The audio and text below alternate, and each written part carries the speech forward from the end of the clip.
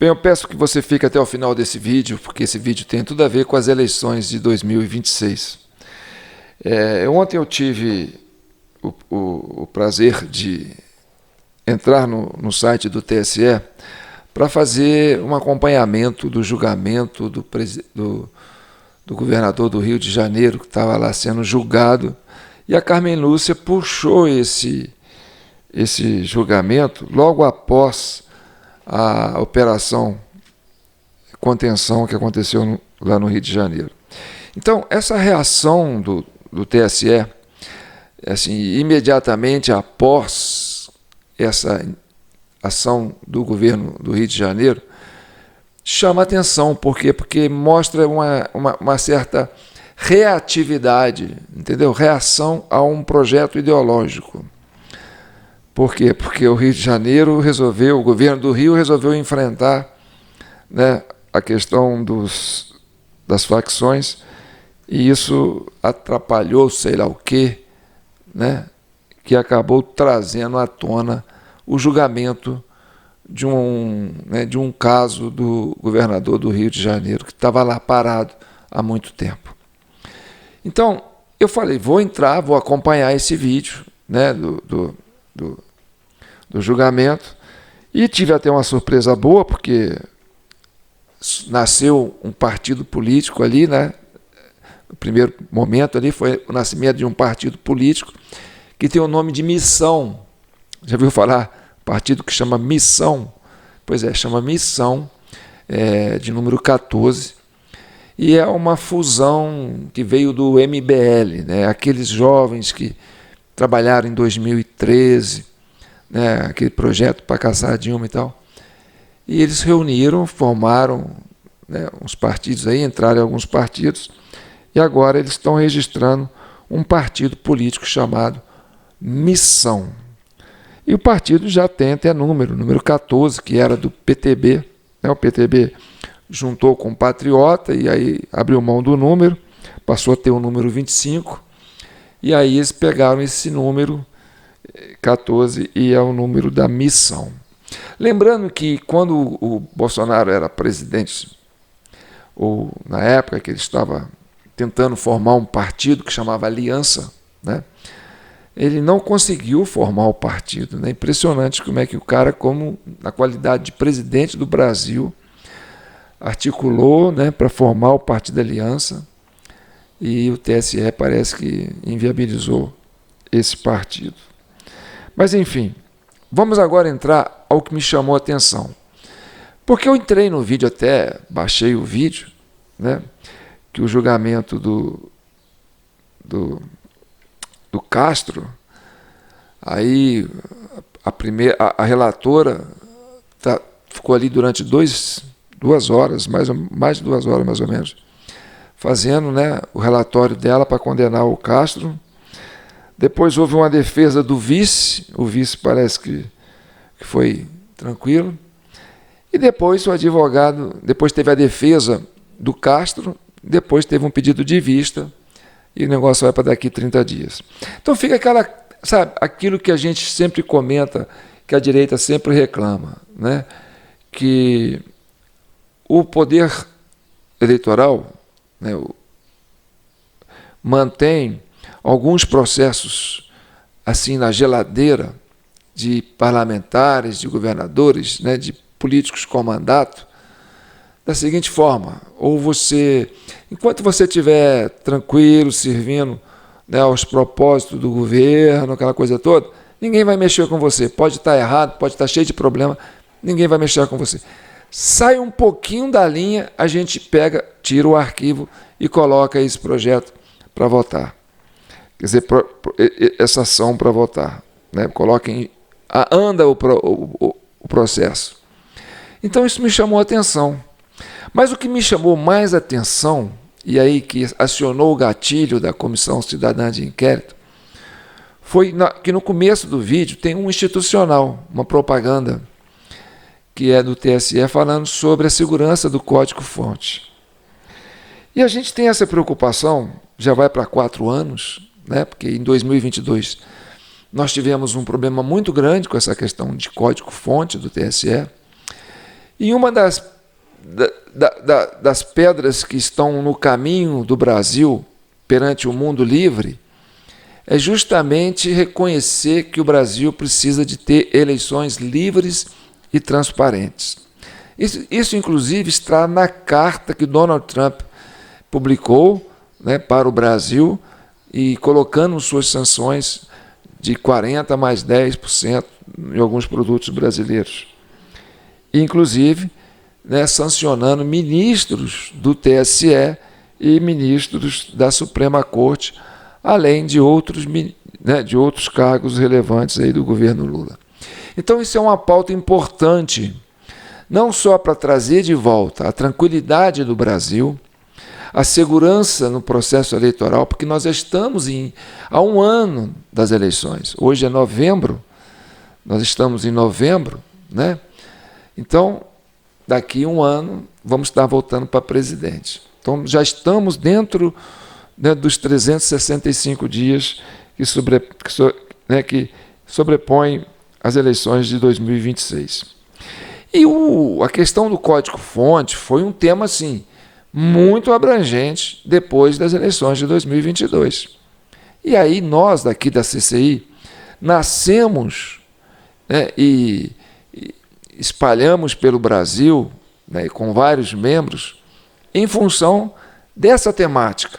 E isso passou a ser motivo de estudo, de trabalho, né, de aprofundamento, para poder o quê?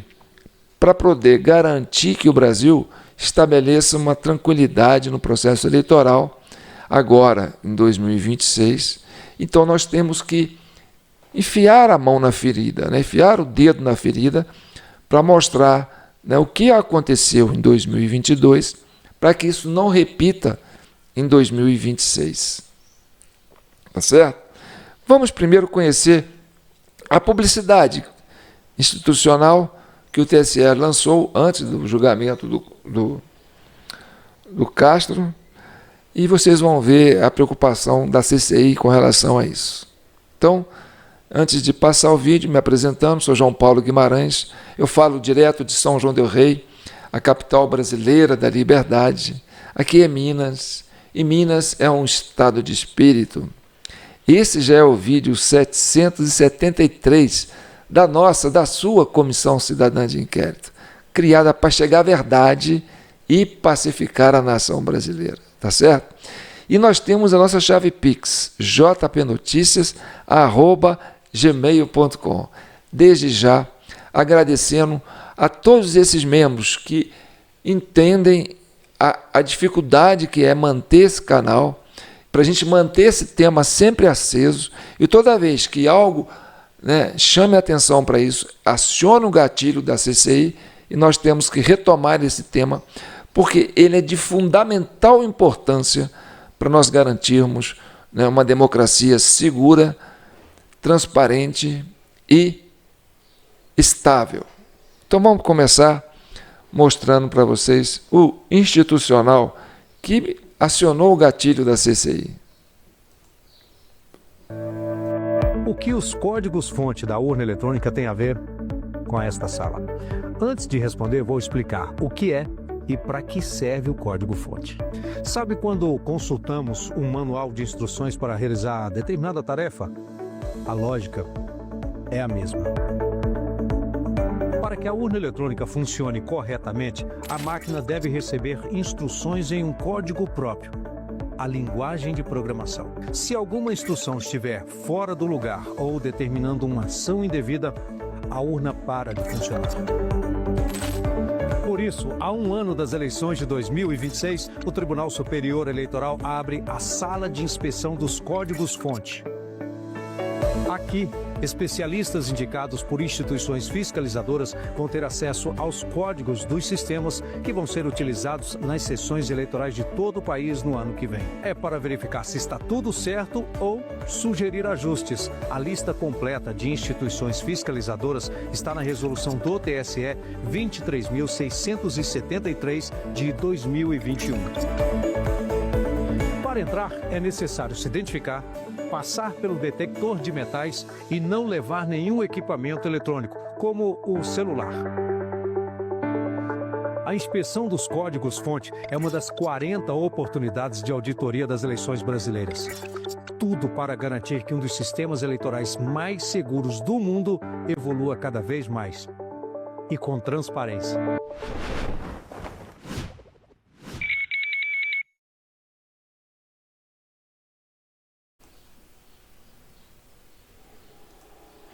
Bem, agora nós vamos chegar na parte interessante. Você viu ali que o TSE ele promove uma espécie de apresentação, né, do processo, e aí as instituições se cadastram, né, pessoas especialistas, e vão lá para acompanhar essa apresentação. Um dos que acompanhou, né, que acompanharam as apresentações nas eleições de 2022 foi o engenheiro Carlos Rocha. O Carlos Rocha é formado no ITA, né, é um homem que ajudou a desenvolver, né, o protótipo da urna eletrônica no Brasil. Ele tinha até o apelido de ser o pai da urna eletrônica. Depois, o Estado, né, se apropriou do projeto dele, né, trouxe uma tecnologia de fora, e isso foi até parar na justiça, porque o Carlos Rocha falou: pô, eu sou o pai da criança, agora vocês estão, né, tomaram de mim essa criança, e aí ela vem recebendo alguns ingredientes, e eu passo a não reconhecer mais o meu filho. Então, o Carlos Rocha esteve presente nessas audiências aí, que foi citado em 2022. Agora nós vamos trazer trechos do Carlos Rocha. Inclusive, o Carlos Rocha faz parte do núcleo 4 da trama golpista, que está sendo processado, né, por falar fake news, por duvidar do processo eleitoral, por criar essa insegurança que fez com que a população ficasse descontente e criasse uma insegurança social, né, que provocou todo um questionamento por parte da população brasileira. Então, o Carlos Rocha, eu considero uma pessoa muito séria, não conheço pessoalmente, não sou advogado dele, mas eu tenho ele como uma referência por ser objeto de estudo e, né, o material que ele disponibilizou nas redes sociais, na época, serviu para a gente ter um embasamento para defender nossa tese aqui na Comissão Cidadã de Inquérito. Então nós vamos trazer um trecho aqui que foi uma entrevista que ele deu num podcast. Inclusive, o rapaz que está entrevistando ele está exilado nos Estados Unidos. Eu acho que ele está nos Estados Unidos, né? E é muito interessante porque o Carlos Rocha é processado, o entrevistado exilado, né? E na época o tema era muito assim, abortivo, não podia falar sobre isso. Qualquer coisa, aborta. Então hoje, nós que estamos buscando a estabilidade política no Brasil, a estabilidade social no Brasil, e para garantir que o próximo pleito dê tranquilidade, transparência e segurança para que o eleitor possa ter certeza, né, de que quem ganhou realmente ganhou, nós temos que trabalhar esse tema sem ter essa preocupação, né, de esconder alguma coisa de você. Então, desde já agradecendo a sua presença aqui, peço que se inscreva no nosso canal TV Del Rey, a TV da CCI, né, e já dá um like aí e, se possível, né, faça um comentário sobre o projeto que nós temos, que é a CCI, que é para ajudar o Brasil a entender, né, o seu processo eleitoral. Então, baseado nessa propaganda que ele falou, né, que os especialistas foram convidados para acompanhar, né, o processo eleitoral lá dentro da parte eletrônica lá, você vai conhecer a opinião do Carlos Rocha dando uma entrevista, né, qual foi a experiência que ele teve desse processo. Vamos acompanhar?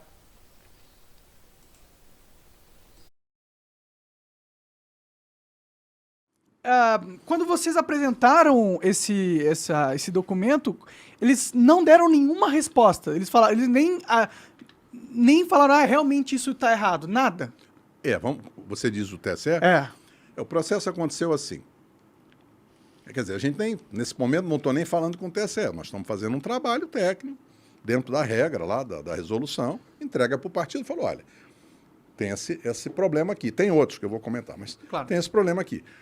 Aí disse, como é que é isso? Eu disse, olha, está aparecendo um número aqui, que esse número é inválido, ele não podia aparecer aqui. E apareceu nessa urna? Eu falei, não, apareceu em todas. Como assim? Pois é. Rapaz, mas isso é um problemão. Eu falei, parece que sim. Como é que faz? Eu disse, tem lá a resolução. Você vai lá e diz para os caras, olha, achei esse negócio aqui, vamos fazer uma verificação? Está previsto. Não tem, ninguém está atacando a democracia. O que está escrito na democracia, né? Não, é o processo democrático. É o que está escrito na resolução do TSE. Sim. É o que está escrito no glossário, onde eles dizem que é para usar aquele arquivo, e é o que está escrito na especificação técnica. Vocês estão jogando nas regras, 100%. Claro. 100%. Claro. E ninguém inventou isso semana passada. Nós estamos fazendo esse trabalho desde julho. Isso aqui é a quinta, sexta etapa. E as regras quem escreveu foi o próprio TSE. É evidente, a gente está seguindo as regras que o TSE definiu. Não podia ser de outra maneira. Pode crer. Né? Então, assim, ninguém está atacando ninguém. Bom, Como que foi essa conversa quando vocês apresentaram esse erro gigante? Porque deve ter sido assim, esse é um erro, primeiro, eu imagino quando vocês nós levamos um susto. Primeiro nós levamos um susto. Aí, quando a gente descobriu esse erro, esse é um processo em construção. Nós começamos em julho e vamos terminar em dezembro. Quando surgiu um relatório final, quem divulga isso é o partido. A gente, por contrato, nem pode divulgar. Tudo que a gente faz é confidencial. O partido é que passa para o TSE. Nosso trabalho é exclusivamente técnico. Bom, aí na sexta, no final do dia, falou, olha, vamos ter que fazer uma reunião amanhã, sábado de manhã, porque a situação é muito grave. Tá bom. Aí fizeram uma reunião, aí trouxeram lá o advogado o advogado deles lá, que cuida desse assunto, e ele começou a fazer pergunta, mas o que é isso? Por que é esse problema? O que acontece? A gente explicou e falei, olha, isso aqui é um troço que está previsto, administrativo, quando a gente acha problema. Mas isso é fraude de jeito nenhum, não estou falando nada disso. Estou dizendo que existe uma coisa que a gente chama isso em auditoria de desconformidade. Quer dizer, devia estar igualzinho o que está no documento. Está diferente, não está conforme, é só isso. Bem, o que ele está se referindo?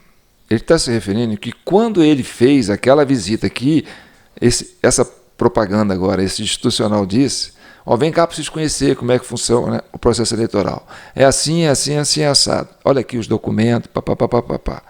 Aí ele levou isso para ele, falou assim, bem, é assim que tem, isso é o que vai acontecer nas eleições. Né? Só que quando ele teve acesso aos arquivos das urnas, apareceu lá um número, né, que não estava naquela apresentação anterior. Ele falou, tem alguma coisa errada. Percebe isso? Não quer dizer nada mais do que mais do que isso. Quer dizer assim, olha, tem uma coisa aqui que está em desacordo com aquilo que o TSE disse que devia ser. Mas é um mega desacordo, né? Mas tem outros. Sim, esse é um.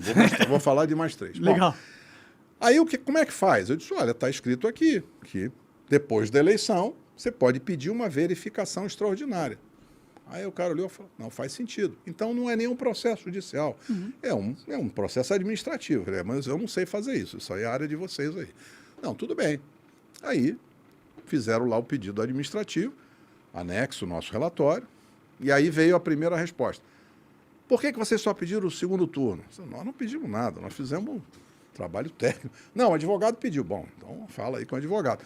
Pô, mas é só segundo turno? Eu falei, não, claro que não. A urna começa a funcionar lá em setembro, passa no primeiro turno, faz o que tem que fazer, passa no segundo turno. Depois o advogado explicou por que ele pediu só segundo turno, e era uma razão logística, operacional, que é assim, disse que quando você faz um pedido desse na Justiça Eleitoral, um partido faz, eu não sabia, eu vi depois quando ele fez a coletiva, ele disse, olha, a gente tem que notificar todas as pessoas que podem ser influenciadas por esse nosso pedido.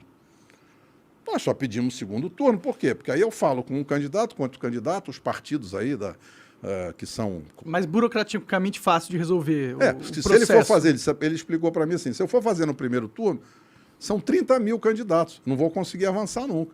O TSE pode tomar uma decisão, e aí a decisão, claro, do tribunal, ele informa para todo mundo. Mas quem está pedindo tem lá uma obrigação, lá, acho que é da parte operacional que você tem que avisar todo mundo. É impossível. Então a gente pede só isso aqui porque a gente consegue avisar. Mas isso é definitivo? Não, isso aqui é só uma forma de entrar. Só para iniciar o processo rápido. É só para iniciar. É. Aí o TSE respondeu dizendo, não, mas tem que falar do primeiro turno. Aí eles ligaram para a gente, não, tudo bem, a gente faz um adendo e explica aqui, que já está incluso aí o primeiro turno, porque o log é uma coincidência que aconteceu no segundo e no primeiro turno. Claro. Você já apontou o primeiro turno já. Sim, o log é o mesmo. Quer dizer, às vezes a urna de uma sessão é usada numa sessão no primeiro turno, às vezes ela é usada em outra sessão no segundo turno. Não, são poucas, mas acontece. Ou quebra, enfim, tem... O processo é complexo, né? Claro, 500 mil urnas, né? E é bem feitinho. No Brasil inteiro. Não, nós fazemos eleição, funciona. Sim. Funciona. Quer dizer, o que nós estamos fazendo é apenas uma oportunidade de avaliar e de sugerir melhorias. É só isso. Eu gosto do sistema, acho que a gente tem um bom sistema. Como qualquer tecnologia, dá para melhorar. Claro. Você não compra um telefone novo porque ele é mais bacana? Sim. É igual, mesma coisa. Ó, aí veio aquela resposta difícil, mas aí, na segunda vez, veio uma resposta técnica, onde eles então pegaram os nossos relatórios dizendo, não concordo com isso que você falou está errado, não concordo com aquilo. Tá bom. Aí eles têm a opinião deles, a gente tem a nossa. É comum, você não senta no boteco, cada um pensa uma coisa. Claro. Os caras acham dele. Então, aí o partido diz, bom, eles mandaram uma resposta dizendo que vocês só falaram bobagem. Eu falei, a gente não falou bobagem, a gente é do ramo. Então vocês vão ter que responder de novo. Tá bom. Então hoje a gente entregou o relatório com a nossa posição de todos os itens. Agora, você tem, de um lado, pessoas que naturalmente vão defender a sua posição técnica. Justo. Do nosso lado, nós estamos fazendo nosso trabalho de auditoria isento. Podemos pensar diferente? É normal.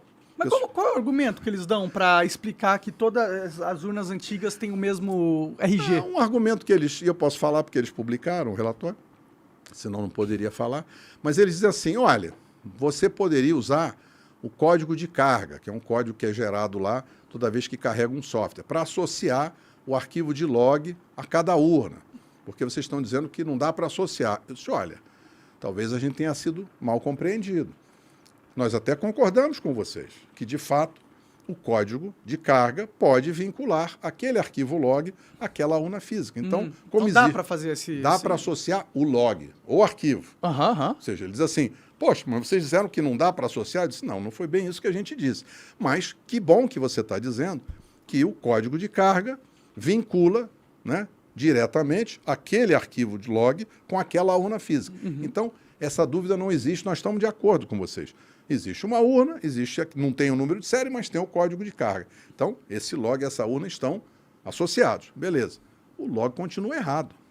Que explicação eles deram para ter um log errado ali? Tipo, de onde surgiu esse número? Eles não explicaram. Entendi. Eles só... Não, isso não explicaram. Eles disse, não, você está dizendo que esse número está errado e isso não é problema. Eu disse, claro que é problema. Para mim é muito simples. Vocês fazem um documento dizendo que o número deve ser feito desse jeito e no log está de outro jeito. Isso para mim é um erro. Vou dar uma acrescentada aqui para vocês entenderem, porque ele falou de muita coisa técnica, né? E a gente aprofundou nisso. Bem, a urna eletrônica tem, vamos supor assim, 3 camadas, né, de informação. A primeira camada é essa que aparece no visor, né? Por exemplo, você está me assistindo aí, aonde? No computador, no tablet, na televisão, no celular, no notebook. Enfim, você está me vendo. Então, essas imagens que você está passando para você, né? Isso é um arquivo. Isso é um arquivo de vídeo. Isso é um arquivo, né? É um arquivo de comunicação. Tudo isso é arquivo. Essa é a primeira camada do arquivo. A segunda camada, né, e aí a primeira camada da urna eletrônica é o que aparece lá, né? A foto do candidato, o nome do candidato, o número, onde você, né, faz o comando para as coisas. É onde você interage com a máquina. Essa é a primeira camada de arquivo. A segunda camada de arquivo chama log. O log é o registro das operações que são feitas durante o processo. Então, por exemplo, você foi votar. Aí, esse arquivo, que é o log, que não aparece para você, ele fica assim, atrás desse arquivo, né? Ele registra a hora que você votou, né?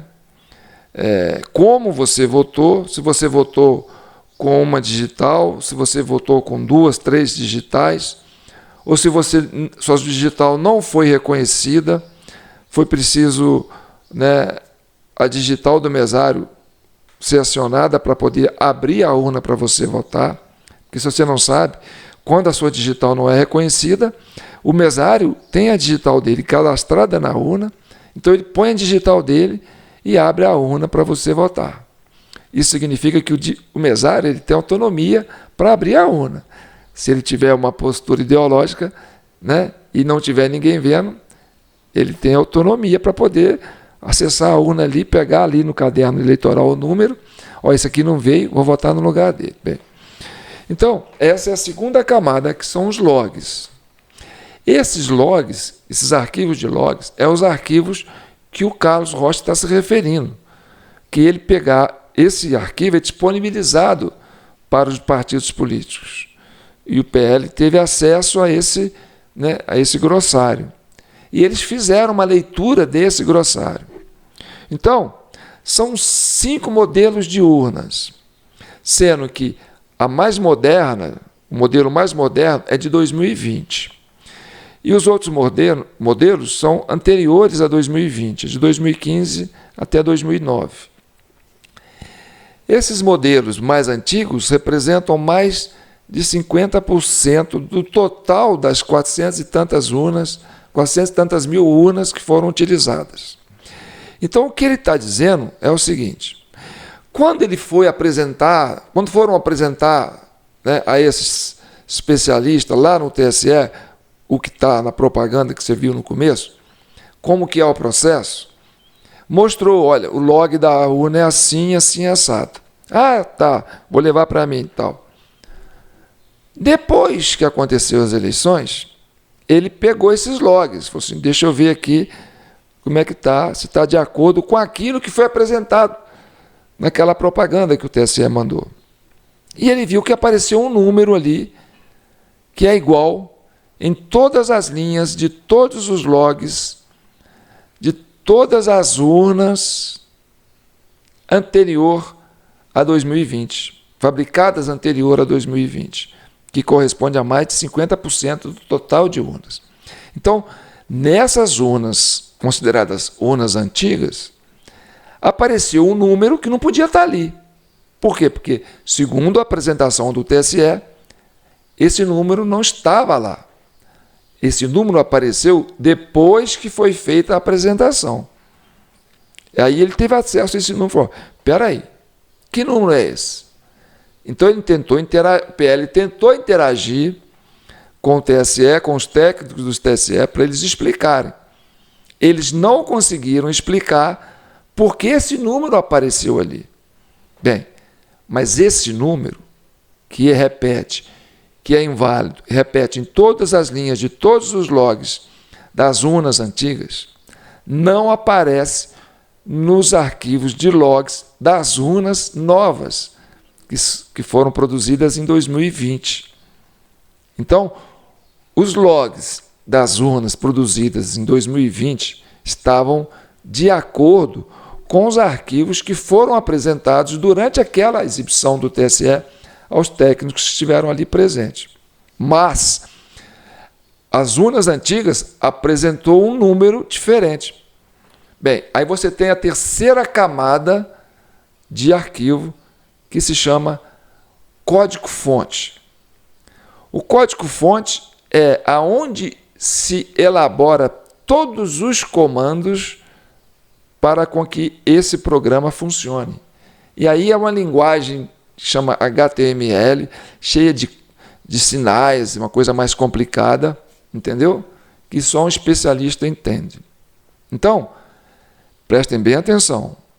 Nos arquivos de código-fonte das urnas antigas, houve uma alteração, incluíram um número ali inválido, depois da apresentação que foi feita para os técnicos. Esse número não podia estar ali. Então, Isso mostra que, do intervalo da apresentação que foi feita até a colocação dos arquivos nas urnas que iam para distribuir para o Brasil, esse número foi introduzido nas urnas antigas. Você está entendendo? Agora nós vamos passar para a parte da coletiva que o PL deu na época para explicar o que eles encontraram e o que isso, de fato, propiciou com que houvesse uma coisa que chama incongruências. Ou seja, nos arquivos... Vocês vão ver e depois eu explico. Acompanhe. Eu quero agradecer a presença de vocês e anunciar que estou aqui ao lado do engenheiro Carlos Rocha e do jurista Marcelo Bessa, advogado, ambos contratados pelo PL. Muito de vocês deve estar se perguntando por que eu resolvi pedir um relatório sobre o processo eleitoral. Eu queria responder a essa indagação lembrando que foi o próprio Tribunal Superior Eleitoral, lá atrás, que nos deu essa incumbência, abrindo a possibilidade de que o PL e outros partidos pudessem ter acesso ao sistema da Justiça Eleitoral e às instalações do TSE. Quero dizer que nós estamos aqui hoje com uma única intenção: contribuir para o fortalecimento da democracia do nosso país. Nós temos a certeza que estamos fortalecendo a democracia, fortalecemos o Brasil. Eu quero dizer com toda humildade que nós do PL não somos especialistas em segurança de dados. Por isso, fomos atrás de técnicos que fizessem esse trabalho para garantir a transparência do processo eleitoral. Até porque eu, Valdemar, fui eleito com urna eletrônica. As bancadas do PL foram eleitas com urna eletrônica. Então é natural que se peça um trabalho de fiscalização para que não fique nenhuma dúvida em relação ao nosso sistema eleitoral.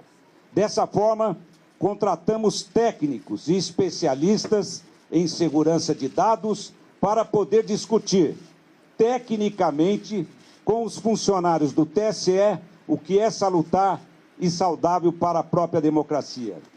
Então, hoje, será apresentado pelo engenheiro Carlos Rocha, que liderou esse estudo técnico e que irá comentar aqui para vocês alguns pontos que merecem ser observados.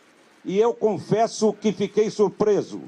Repito, esse relatório não expressa a opinião do Partido Liberal, mas é o resultado de estudos elaborados por especialistas graduados em uma das universidades mais respeitadas do mundo e que, no nosso entendimento, deve ser analisado pelos especialistas do TSE, de forma que seja assegurada e resguardada a integridade do processo eleitoral, com o único intuito: fortalecer a democracia para fortalecer o Brasil.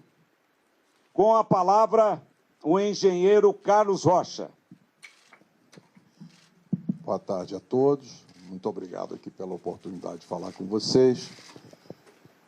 Em primeiro lugar, eu gostaria de destacar que esse ano nós tivemos um avanço muito grande, liderado pelo TSE, na transparência eleitoral. E é um processo de avanço. Foi criada a Comissão de Transparência Eleitoral, o Observatório de Transparência Eleitoral, e no dia 1º de agosto nós tivemos lá na primeira reunião do encontro das entidades fiscalizadoras. Naquele momento, recebemos, inclusive, vários documentos, sendo que um dos documentos muito interessante, muito bem feito, é o glossário das eleições informatizadas de 2022. E nesse documento, então, estão descritas as funções dos diferentes arquivos que são gerados pela urna eletrônica. E agora, logo após o final do segundo turno, no dia seguinte, o TSE, numa ação de transparência extremamente positiva e de uma maneira pioneira, publicou os 3 arquivos no portal de resultados do TSE. E nesse portal, então, para cada sessão eleitoral aparecem 3 arquivos. O boletim de urna, cuja função é permitir às pessoas conhecerem os resultados de cada sessão e, eventualmente, fazerem testes na totalização. O segundo arquivo, que é o RDV, é o Registro Digital do Voto, que tem como fim, segundo o TSE, permitir uma eventual recontagem, um arquivo que registra todos os votos. E o terceiro arquivo que o TSE nos liberou foi o log da urna, que, segundo a orientação do TSE, é um elemento importante de auditoria para os partidos políticos e para as entidades fiscalizadoras. E o que aparece nesse log de urna? É como se fosse um diário, né, de todas as atividades que cada urna eletrônica realiza, desde a sua preparação no TRE até o final do segundo turno. Imaginem vocês um diário em que cada linha registra uma atividade. Então, para o registro de cada atividade no log de urna de cada equipamento, o programa que constrói esse log, ele lê 2 dados, 2 informações diretamente do hardware da urna. Ele lê, digamos assim, a estampa de tempo, que é data, hora, minuto e segundo, e também lê o número de série da urna, que é chamado no TSE de código de identificação da urna. E é muito importante que essas informações estejam todas corretas, porque são essas informações que garantem a associação daquela atividade, daquele registro de atividade com o hardware, com aquele equipamento físico que realizou aquela atividade. E é importante destacar o seguinte: o nosso trabalho técnico de engenheiros, a gente faz isso para outras organizações do setor privado, e quem audita constrói, quem audita procura sempre colaborar com a organização auditada, e no caso aqui, é nosso propósito contribuir com o aperfeiçoamento do sistema e ampliar a confiança, seja dos eleitores, seja dos candidatos, em todo o processo eleitoral. Então, esse é o nosso objetivo. E nessa linha, então, seguindo a orientação do TSE, fomos analisar os arquivos log de urna, que é esse elemento de auditoria que pela primeira vez foi divulgado junto com os boletins de urna. E como é que a gente fez isso? A gente foi buscar uma plataforma inteligente de dados, usamos também plataforma planilhas Excel, mas como as tabelas são muito grandes, foram construídas 2 grandes bases de dados, uma com todas as linhas de todos os boletins de urna, para fazer análise de registro de votos, e a outra tabela, uma grande tabela, com todas as linhas de todos os arquivos log de urna, de todas as urnas. São mais de 472 mil urnas. Ao montar essa tabela, aí surgiu uma ocorrência, que foi que nos chamou a atenção. Em alguns milhões, na realidade, em alguns bilhões de linhas, aparece apenas um número, que é um número inválido, ele está fora da faixa de numeração. Os códigos de identificação da urna, que são o número de série, eles vão até um valor de 2 milhões e pouco. E esse número que aparece lá é um número de 67 milhões e uns quebrados. Ora, buscamos diversas formas de encontrar mais informações, mas, infelizmente, ficou constatado nesse trabalho da equipe técnica que há 2 comportamentos diferentes. Um comportamento das urnas novas, né? Que são as urnas modelo UE 2020, que chegaram recentemente. São pouco menos de 193 mil urnas, está mais ou menos 40,8% de todas as urnas. E nessas urnas 2020, o arquivo é gerado da forma esperada. Então, em cada linha que registra cada atividade, aparece o código de identificação da urna correto, que permite associar, então, vincular aquela linha de registro de atividade à urna que realizou aquela atividade. Quando nós fomos analisar As urnas antigas, que são as urnas de modelos de UE 2009 até UE 2015, essas urnas têm pouco mais de 279 mil urnas, o que dá 59,2% do total das urnas. Nessas urnas, infelizmente, encontramos esse número inválido na quarta coluna do log. Esse é um indício muito forte de falha, de mau funcionamento da urna, porque é impossível associar o registro de cada atividade ao hardware, ao equipamento físico que teria gerado aquela atividade. Isso, evidentemente, tornou um problema, porque é muito desagradável ter esse indício de mau funcionamento, porque gera incerteza agora nos dados que são gerados por essas urnas. Por isso aqui nós gostaríamos de interagir construtivamente com o TSE e avaliar com eles. Existe lá uma previsão na resolução que abre a fiscalização, que é para se fazer exatamente quando ocorre um evento extraordinário, se fazer uma verificação extraordinária após o pleito, e é isso que a gente espera fazer na sequência dessa descoberta. Quero passar a palavra agora para o advogado Marcelo Bessa. Boa tarde a todos. Vou tentar ser bem breve para explicar as razões jurídicas que levaram o Partido Liberal a ingressar com esse pedido perante o Tribunal Superior Eleitoral.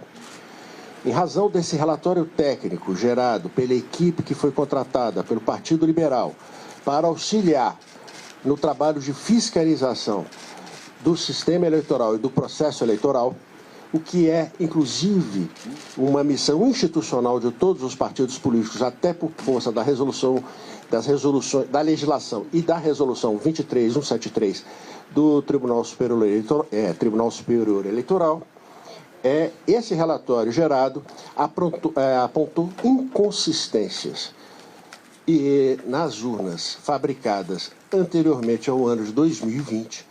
Essas inconsistências são recorrentes em todas estas urnas.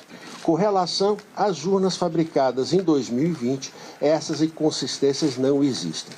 Segundo foi apurado pela nossa área técnica contratada, essas inconsistências não permitem atestar o resultado ou que aquelas urnas efetivamente registraram o resultado eleitoral ou o voto à vontade do eleitor. Isso não quer dizer que ocorreu uma fraude, mas é uma possibilidade de fragilidade que leva aqui. Não se tem a certeza, segundo foi apurado pela nossa área técnica, de que aquelas urnas tenham credibilidade o suficiente para atestarem aquela votação. E o que aconteceu também foi isso, é um dado relevante técnico que levou ao Partido Liberal o que levou o Partido Liberal a essa decisão foi que nesses erros que são recorrentes nessas urnas de de fabricação anteriores a 2020, que nessas urnas o resultado eleitoral aponta a vitória de um determinado candidato, o candidato Lula, num percentual de 52% contra 47% do candidato Bolsonaro. Por outro lado, nas urnas novas, em que é possível a certificação plena do resultado eleitoral, segundo a nossa área técnica, segundo o relatório que nos foi enviado, esse resultado é diferente. Nesse caso, o candidato Bolsonaro teria 51%, pouco mais de 51% dos votos, e o candidato Lula teria 48,95% dos votos. Há, então, dentro de um dado objetivo, uma discrepância de resultados que, então, com base na resolução do próprio Tribunal Superior Eleitoral, fizemos uma representação para que o Tribunal Superior Eleitoral instaure e aprofunde um estudo para verificação da existência desse mau funcionamento e, em verificando que efetivamente houve esse mau funcionamento, que daí aplique as consequências legais que entender necessárias. Então, o que o Partido Liberal fez foi apontar as inconsistências, segundo o que foi apurado pela nossa área técnica, e essas inconsistências, como elas levam a resultados discrepantes, e esta é a função de qualquer partido político no processo de fiscalização, o partido levou a esses fatos ao Tribunal Superior Eleitoral e pediu as providências legais daí decorrentes. Então, pelas falas dos envolvidos, né, você percebe que não houve assim, nenhum ataque ao sistema eleitoral, né, nenhuma fake news. Não, são pessoas sérias, pessoas técnicas, pessoas entendidas, né, pessoas responsáveis, com um diálogo respeitoso, né, apresentando, olha, descobrimos aqui, né, onde tem erros no sistema eleitoral. Aí ficou a cargo do Alexandre de Moraes dar a decisão final, porque ele era o juiz, né, era o presidente do TSE na época. E, na verdade, o que ele fez foi passar o trator em cima, porque era um momento de muita turbulência, né? Existia uma força do establishment, né, para que o Bolsonaro não fosse reeleito. Então, houve toda uma forçação de barra para tirar o Bolsonaro. E na hora que tinha um resultado apertado, que dava uma vitória para o Lula, ele falou assim, e agora eu não vou meter a mão na cumbuca porque vai dar um caos. Né? O que ele fez? Na época, falou assim, o que vocês querem que façam? O PL ficou sem saber. Falou assim, olha, desconsidere as urnas antigas, né, porque elas não dá para dizer se é verdade o que está ali, por causa desse problema. Considere as urnas novas. Nas urnas novas, Bolsonaro tinha ganho com 51 mais alguma coisa por cento. Ele falou, pô, então faz isso no primeiro turno. Aí o Carlos Rocha falou que o advogado falou, para fazer no primeiro turno tinha que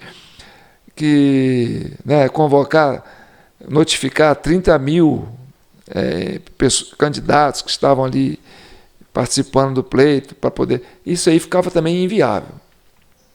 Aí o Moraes falou assim, não, vou fazer o seguinte, vou ignorar isso, vou dar posse para o Lula e vou tacar uma multa no vocês para vocês ficarem me dando essa dor de cabeça aí. Mas o TSE não explicou, não avançou para cima deles. O erro ficou, entendeu? E o Lula tomou posse. E, diante disso, né, houve todo um barulho feito para quê? Para que esse assunto morresse. Por quê? Porque realmente é uma falha do sistema. E aí, esse 8 de janeiro, na minha maneira de pensar, né, aconteceu para poder, vamos criar camadas de camadas, camadas de camadas e enterrar esse assunto. Pronto. E, desde então, não se fala nisso. O que nós avançamos de 2022 para cá até agora, a nível de Congresso Nacional, para reformar essas problemáticas que aconteceram em 2022? Nada. Que eu saiba, nada.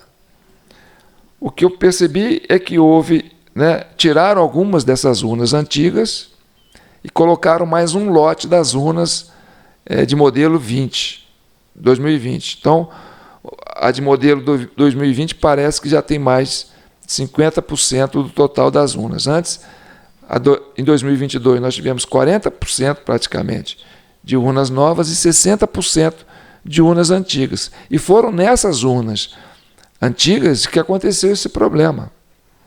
Bem, nós ficamos com aquela pulga na orelha. Eu, particularmente, quando aconteceu o resultado das eleições, reconheci a vitória do Lula na época. Falei, pô, agora vamos, né, torcer para que o Lula faça um bom governo. Até fiz um vídeo sobre isso e tal.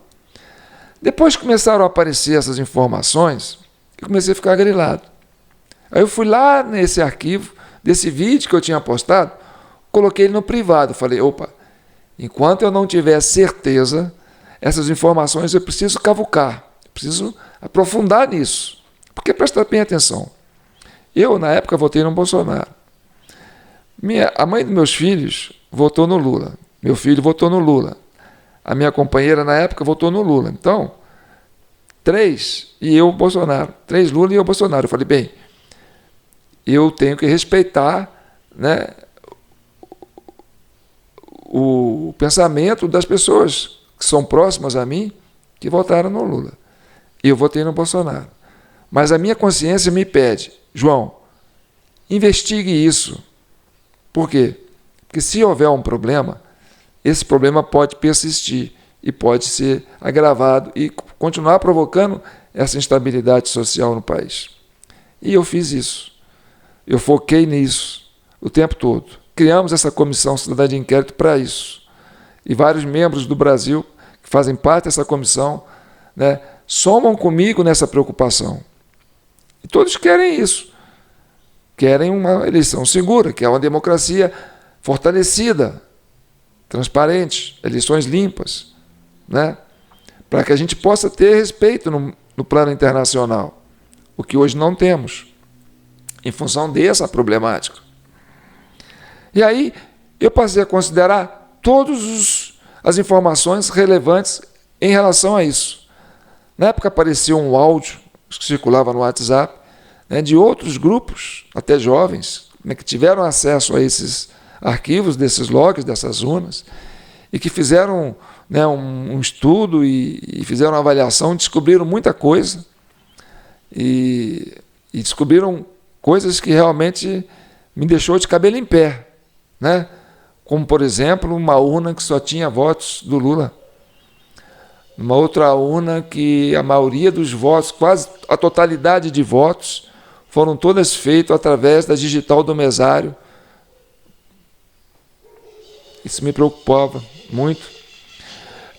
Descobriram que mais de 4.060.000 votos aconteceram depois das 17 horas, porque naquele arquivo de log registra o horário de cada voto. Aí eu fiquei com isso na cabeça. Pô, 4.060.000 tantos votos após o horário eleitoral, 17 horas. E aí apareceu aquele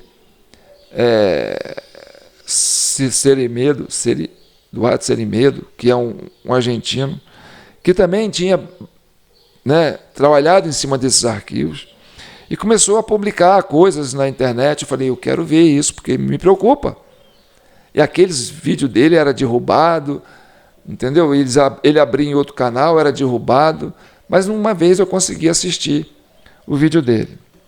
E fiquei muito preocupado com as revelações dele. E depois aconteceu uma audiência pública, feita, né, promovida pelo o senador Girão, lá no Senado, sobre essa fragilidade, esse problema todo. E lá o Rocha, né, o Carlos Rocha, deu seu depoimento, né, explicando isso.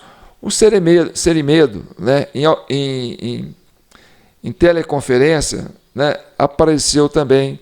Então, ali já era imagens oficiais vindo do nosso Congresso, do nosso Senado, né, produzido ali no nosso Congresso. Era uma coisa oficial, onde o Serimedo apresentou essas revelações. E na época foi falado, né, que, olha, teve votação, porque como tem a marca da data e da hora que a pessoa votou, então, de um voto para outro, eles começaram a constatar, olha, teve urnas que de um voto para outro, isso, nessas urnas antigas, que são as mais importantes do estudo, tinha votos que era assim, numa sequência de 10, 20 segundos de um eleitor para outro. E a gente sabe que né, é gasto 1 minuto e meio, mais ou menos, o tempo que o eleitor entra, cadastra, né, é identificada a sua presença ali, ele reconhece a digital ou não, ou o mesário reconhece para ele, aí ele vai lá, entra na cabine, né, e aí ele vai estudar quem que ele vota, digita tudo até pegar os dados dele, depois ele sai, né, pega os seus dados, e aí começa o processo para o outro eleitor. Então, a gente sabe que uma média de 1 minuto, né, 1 minuto e 20, mais ou menos, às vezes até mais, porque às vezes a pessoa demora lá para votar, né? Às vezes a pessoa demora para ter a digital reconhecida. E aí tudo isso ficou chamando a atenção. Então, quer dizer, alguém invadiu a urna para votar numa sequência de, né, de segundo, de 15, 20 segundos. Isso tudo me deixou preocupado.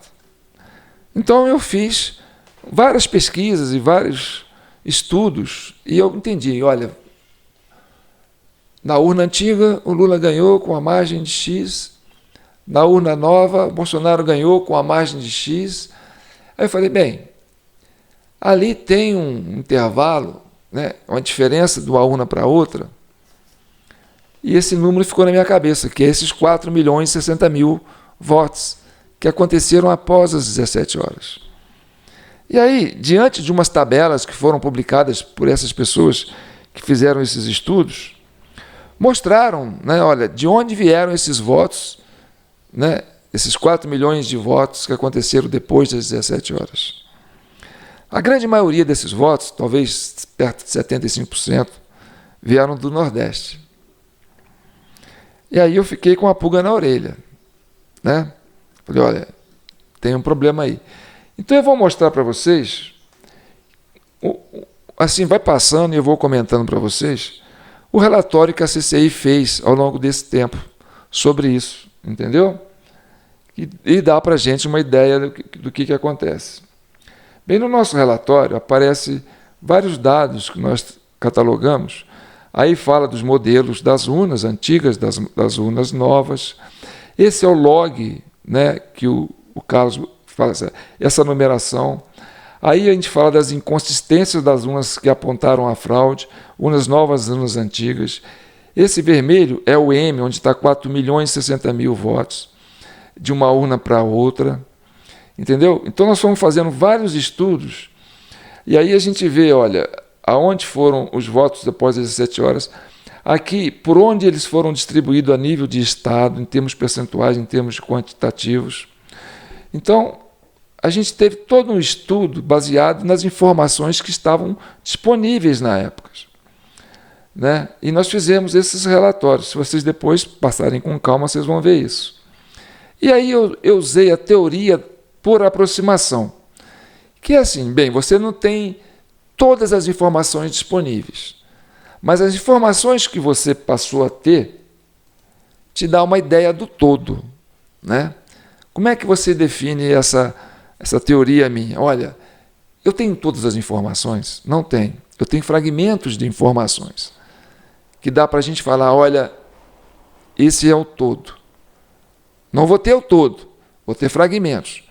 Que pode ser menos de 50% das informações que eu preciso, ou até 20%. Né? Eu tenho 20% de todas as informações que eu preciso para formar uma conclusão. Aí eu baseei nessa teoria aqui, ó, na teoria do elefante, que é o seguinte, presta atenção. Bem, são vários quadros, identifica o sujeito oculto na imagem. Aí você abriu um quadro, né? Abriu outro, aí você fala, bem, o que é isso? Não sei, ainda não dá para ter uma ideia. Aí abre um outro quadro. Bem, o que é isso? Bem, não sei, ainda não dá para ter uma ideia. Aí abre um outro quadro. Bem, aí já te vai no seu cérebro, né? Uma imagem refletida no seu cérebro, no seu inconsciente, fala, opa, isso está me parecendo alguma coisa que eu já conheço. Né? Então, olha só, abriu 4 quadros, né? Em 1, 2, 3, 4, 5, 6. 1, 2, 3, 4. Em 24 quadros. Eu abri 4 quadros, quer dizer, não chega nem perto de 20%. E eu já sei o que tem no quadro inteiro. Você não precisa ter todas as informações, né, para você saber o que tem no quadro inteiro. Você forma isso a partir das imagens que você já tem elaboradas na cabeça. Tá vendo? Então, por aí, né, você já conhece o que é. E olha o tanto de quadro que ainda faltam abrir, né? E você já tem, desde o começo, no comecinho, você já tem uma ideia do que se trata, não é? Então, o que nós concluímos com essas análises todas? Aí, essa é uma avaliação, né, baseado nesses estudos nossos, que é o seguinte. Aí eu vou te dar assim, um suprassumo, relatório final, né? Conclusão desses estudos todos que a gente fez. A conclusão que nós chegamos foi a seguinte, baseado nesses estudos, tá, gente? Que as urnas antigas, que tinham 40% dos votos, até às 17 horas, não davam vitória para o Lula. Essa é a conclusão que nós estamos baseando nesse estudo. Não dava vitória para o Lula. Bem, nas urnas novas, o Bolsonaro já tinha ganho. Até às 17 horas a gente entende que já tinha ganho. Nas urnas antigas, que não dá para ligar, né, o arquivo do log ao hard daquela urna, segundo a avaliação do Carlos Rocha, você não sabe em que lugar que aquela urna estava, daquele arquivo de qual urna, você não, porque mistura tudo, né? O que aconteceu? Quando deu 17 horas, talvez, essa aqui é uma suposição, lá na central do TSE, olha, o Bolsonaro ainda está na frente. Então, não entregue as urnas antigas. Usa dessa prerrogativa da fragilidade da urna digital, da digital do mesário, né, para pegar aqueles eleitores que não foram votar e votar no lugar deles. Essa é uma suposição, viu, gente? E aí, esses votos que aconteceram depois das 17 horas, que dá em torno de 4 milhões e 60 e alguma coisa, 60 mil, né, foi o suficiente para quê? Para fazer com que o Lula passasse 1% do voto do Bolsonaro. Essa é uma avaliação baseada nos estudos que nós estamos tendo, tá certo? Estamos analisando em termos de hipótese baseado nos estudos. Então, essas urnas que tiveram esses 4 milhões e meio de votos, teve voto até às 11 horas e 59 minutos. Então eu entendo que esses votos que aconteceram após as 17 horas foi para fazer a diferença, para que o Lula pudesse ultrapassar o Bolsonaro. Bem, isso é um estudo que nós apresentamos para os nossos relatórios e para os nossos membros da CCI que nos acompanham. Por quê? Porque o que a gente quer é transparência e eleições seguras para 2026. Sabemos que tem lá o Nunes, né, e o Mendonça, né, que são ministros do STF que vão estar trabalhando nas eleições de 2026 e que eles precisam ter acesso a essas informações para que possam ajudar o Brasil. Então, na época, já estava definido que ia ser o Lula que tinha que ganhar, né?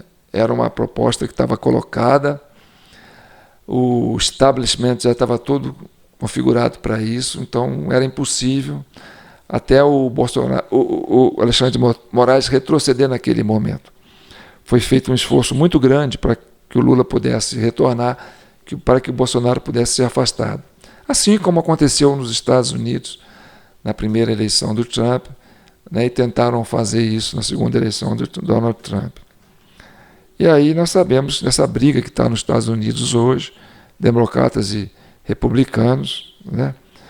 O governo paralisado há mais de um ano, mais de um mês. Tudo isso por quê? Por causa dessas questões, né? Que criou essa insegurança no processo eleitoral. Essa é a minha opinião e essa é a minha contribuição que eu quero dar para vocês, tá certo? Tudo que a gente quer é a pacificação do país e a verdade. E que isso não se repita agora, em 2026, para que a gente possa avançar com o Brasil, tá certo? O leite foi derramado, né? E aí a pauta do governo americano com relação ao Brasil é justamente isso, olha, para que a gente possa tirar as tarifas, né, tirar as sanções dos ministros, vocês têm que resolver esse problema aí. E aí é preciso que a gente possa resolver esses problemas para poder tirar os entraves que estão atrapalhando o Brasil no plano internacional. Tá certo? Então tá bom. Não deixe de comentar, não deixe de se inscrever no nosso canal TV Del Rey e de compartilhar. Toda vez que a gente posta um vídeo desse, é um vídeo muito pesado para o establishment, a gente sabe disso, e nosso vídeo sempre faz com que o nosso canal fique restringido de uma certa forma, porque é um assunto muito sensível, né? Por isso que a gente tem um público pequeno, né, uma visibilidade pequena, porque a gente quer que isso chegue, né, nas cabeças pensantes, sem provocar, né, um caos social. Tá bom? Mas não deixe de ajudar a CCI, que nós estamos aqui para isso. E aí a sua chave Pix, jpnoticias@gmail.com, é uma contribuição valiosa para que a gente continue insistindo com essa pauta, né, de trazer uma democracia plena e robusta para o país. Fique com Deus.